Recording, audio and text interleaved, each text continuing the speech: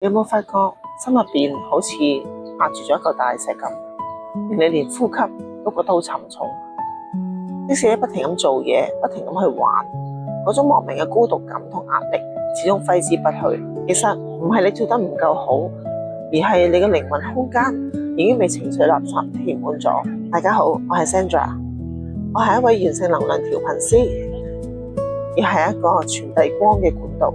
透過呢一雙光之手，我會將溫暖嘅高頻能量直接傳送俾你。當我對手放喺你身上嘅時候，你會感受到一股前所未有嘅暖，由內而外幫你做一次徹底嘅能量清理。